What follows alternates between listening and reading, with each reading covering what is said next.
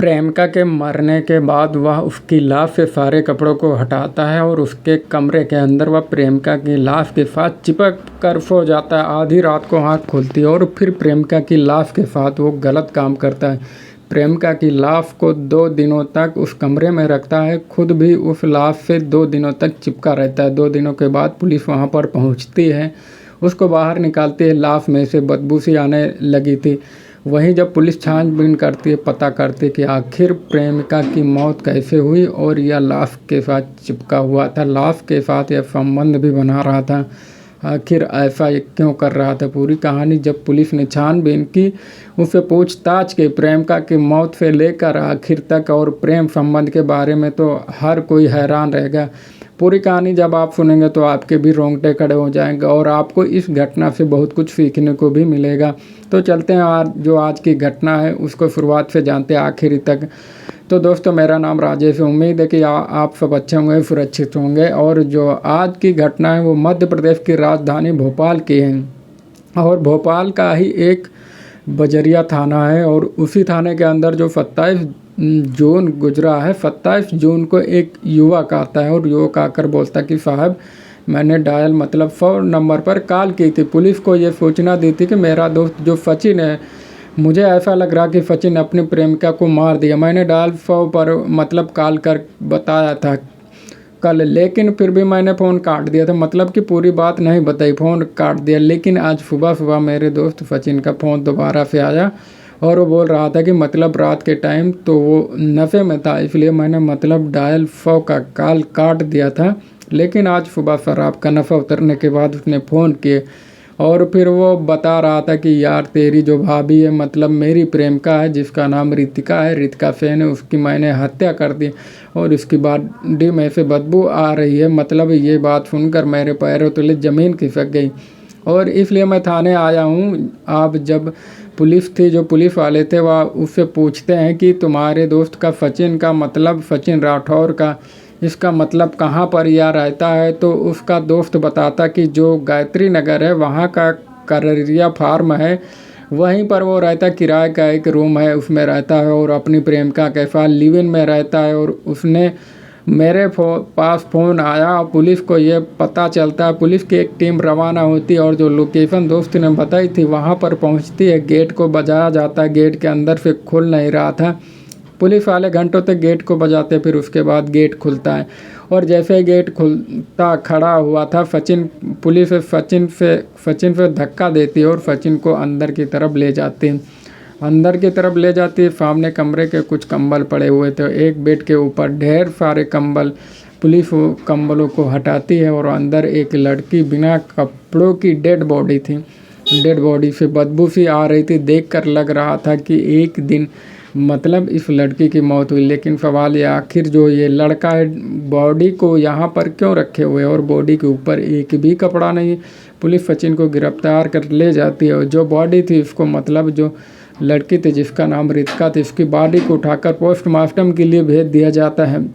अब जो सचिन था उसे पूछताछ की जाती है, उसकी पूरी कुंडली निकाली जाती कि आखिर ये लड़की कहाँ रहती, सचिन कहाँ रहता है। शुरुआत से जब पूरी कहानी की जांच पड़ताल की जाती, सचिन से पूछा जाता है तो सचिन बताता है कि जो विदिशा ज़िला है वहाँ के फिरोज का रहने वाला है और यहाँ पर लगभग 3 से 4 साल पहले वो आया था और यहाँ पर एक कंपनी में, प्राइवेट कंपनी में नौकरी करता था। और वहीं पर उसकी मुलाकात रितिका सेन से होती। रितिका सेन से मुलाकात होने के बाद दोस्ती और फिर प्यार हो जाता है और रितिका सेन की उम्र लगभग 29 साल थी। और 29 साल की उम्र में हैरत के बाद देखिए कि अभी तक रितिका सेन की शादी नहीं हुई।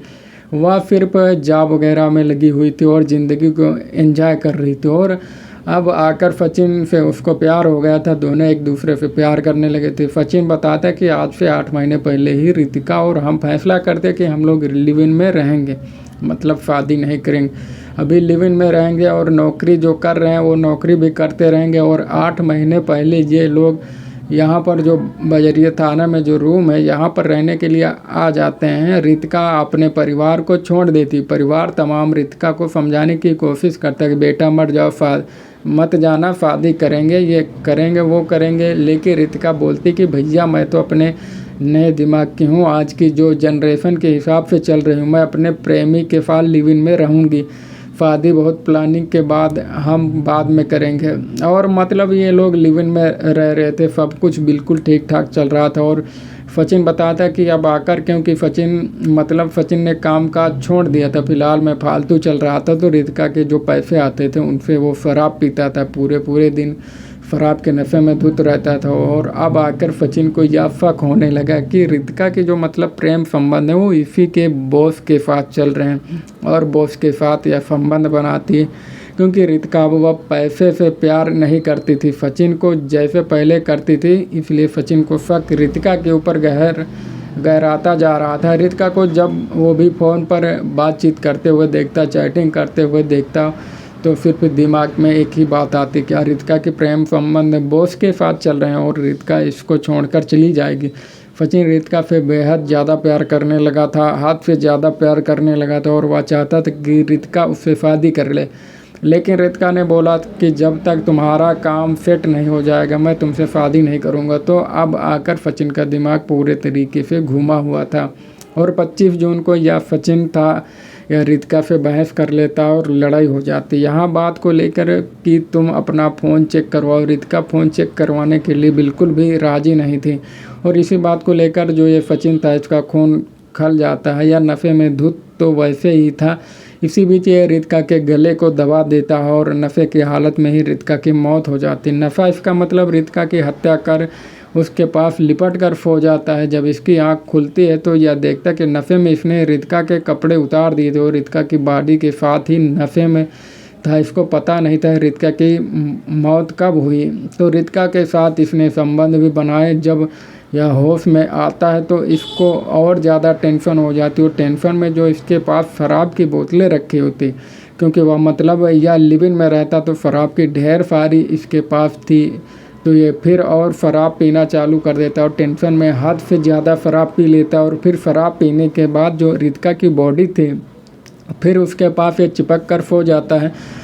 आगे की जो बात थी, क्या रितिका की बॉडी के साथ जो हुआ वो पोस्टमार्टम रिपोर्ट के खुलासा हुआ। तो उसकी बुनियाद पर जब सचिन से पूछा गया तो उसने भी यही बताया कि वो नशे में रितिका की हालत में सो जाता और रात के टाइम रितिका की बॉडी के साथ वो संबंध बना भी लेता था और उसको कुछ भी याद नहीं है, लेकिन संबंध बन जाते थे। और ये बात सचिन ने बोली, वही पुलिस हैरान थी कि 2 दिनों तक शराब पीता रहा और उसकी बॉडी के साथ भी रहा। तो ये पूरी कहानी बताई कि सिर्फ शक की वजह से रितिका के जो संबंध पूरा कन्फर्म पुलिस ने किया।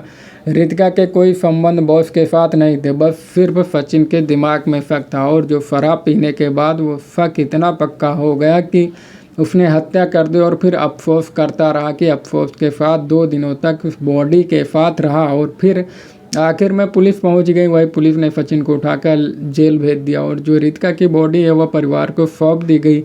रितिका का अंतिम संस्कार हो गया। जब परिवार वालों को लोगों को पता चला कि जिस प्रेमी के लिए रितिका ने हम लोगों को छोड़ा, उस प्रेमी ने उसको इतनी दर्दनाक मौत और उसके बाद उसकी बॉडी के साथ इतनी दरिंदगी की, हैवानियत की।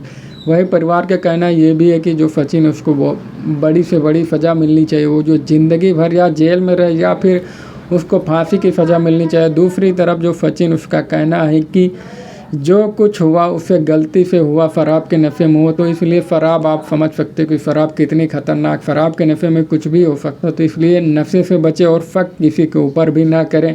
अगर आप किसी को प्यार करते हो तो शक बिल्कुल ना करें, आप उससे सवाल जवाब करें और उसके ऊपर नज़र रखें, लेकिन शक ना करें। अगर आप दिल में कोई शक आ रहा तो आप बातचीत करें, और अगर आपको किसी के ऊपर शक हो गया तो उसको फुर्सत में, पहली फुर्सत में उसको छोड़ दें। क्योंकि अगर आपको शक हुआ तो ज़रूर शक हुआ, वो भी पक्का वाला हो तो ज़रूर ऐसा होगा। तो आप छोड़ दे, जाने दे, उसको समझिए ना। और अगर कन्फर्म पता चल चुका है तो बिल्कुल छोड़ दे। क्योंकि इंसान लड़की हो या लड़का हो, अगर वह किसी के साथ पकड़ा जाए, उसका किसी के साथ मामला हो, मामला कभी भी ख़त्म नहीं होता। वो माफ़ी मांग ले, फौरी बोल देगा, लेकिन मामला ख़त्म नहीं हो सकता। उस लड़की या लड़का से हफ्ते में एक बार बात होगी, महीने में एक बार बात होगी, छुपा चोरी और बात होगी। जैसे आपने उसको पकड़ा होगा हाथों, फिर वो ज़्यादा सेफ्टी के साथ वो काम करेगा, फिर दोबारा आप उसको नहीं पकड़ पाएंगे। तो इसलिए उससे बेहतर पकड़ने से बेहतर, सवाल जवाब से बेहतर है, सीआईडी करने से बेहतर कि आप उसको छोड़ दें और उसके के हाल पर जाने दें। तो ऐसा ही होता, मैंने भी ऐसा किया है। तो आप इस घटना पर क्या बोलना चाहेंगे, कमेंट बॉक्स में ज़रूर बताइएगा।